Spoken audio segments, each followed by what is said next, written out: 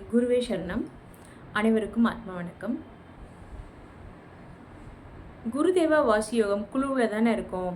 நம்ம இஷ்டப்படி எப்பொழுதுனாலும் தியானம் பண்ணிக்கலாம் அப்படின்ற எண்ணத்தில் மட்டும் நம்ம யாரும் பயணிக்கக்கூடாது. தியானம் நம்ம கர்ம வினைகளை நீக்கி நம்மளை இறைவனிடம் மோட்சம் அடைய வைக்கிறதுக்காக தான் தியானம். அதையும் நம்ம அன்றாட வாழ்க்கையும் குழப்பிக்கக்கூடாது. நம்ம அன்றாட வாழ்க்கைக்கு எவ்வளவு நம்ம இம்பார்ட்டன்ஸ் தரோமோ அதே அளவு வேல்யூ பண்ணி நம்ம தியானத்துக்கும் நம்ம தரணும். இல்லை எனக்கு இவ்வளோ ஒர்க் ப்ரெஷர் இருக்குது, இவ்வளோ குழந்தைங்கள பார்த்துக்கணும், இவ்வளோ வேலைகள் இருக்குது, அதனால் என்னால் தியானம் செய்ய முடியல அப்படிங்கிற எக்ஸ்கியூஸ் நம்ம எடுத்துக்கிட்டோன்னா அது எனக்கு தெரிஞ்சு அது நம்ம வாழ்க்கைக்கான வைஸ் டெசிஷன் கிடையாது. நம்ம வாழ்க்கையை நம்ம ரொம்ப ரொம்ப ரொம்ப புத்திசாலித்தனமாக கொண்டு போகணும். அப்படின்னா அதை எப்படி கொண்டு போகணுன்னா, நம்ம அன்றாட வாழ்க்கையும் தியானத்தையும் அப்படியே ஈக்குவலாக அப்படியே எடுத்துகிட்டு போகணும். அப்போ நம்ம வாழ்க்கையில் கர்ம வினைகளையும் நம்ம நீக்கிக்கொண்டே நம்ம அன்றாட வாழ்க்கையிலையுமே சுகமாக பேரானந்தமாக வாழ்கிறதுக்கு இப்போ நம்ம தியானம் பண்ணுறோம். நம்மளுக்கு அன்றாட வாழ்க்கைக்கு தேவையான அனைத்து விழிப்புணர்வும் அதில் கிடச்சிரும்.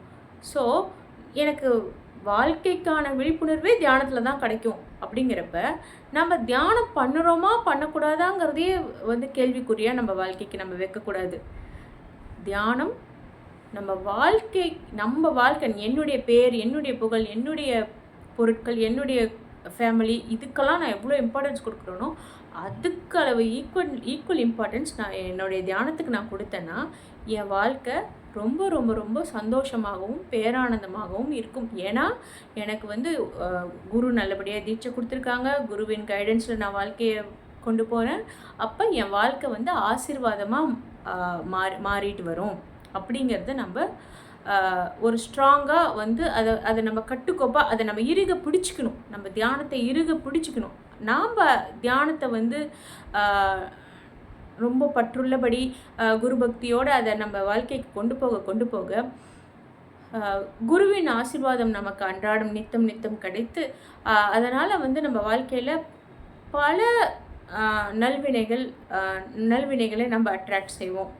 நம்ம குழுவில் பொறுத்த வரைக்கும் பிரம்ம முகூர்த்த தியானம் இருக்குது, ஈவினிங் ஆனால் மெடிடேஷன் இருக்குது, இப்போல்லாம் கொஞ்சம் எக்ஸ்ட்ரா மெடிடேஷன் செஷன்ஸும் வச்சுருக்காங்க.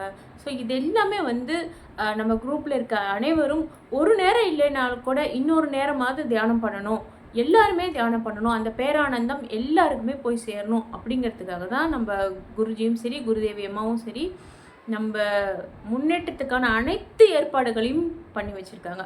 அதை யூட்டிலைஸ் பண்ணி நம்ம வாழ்க்கையை சிறப்பான முறையில் அமைதியாக சுகமாக வாழ்கிறது நம்ம கையில் தான் இருக்குது.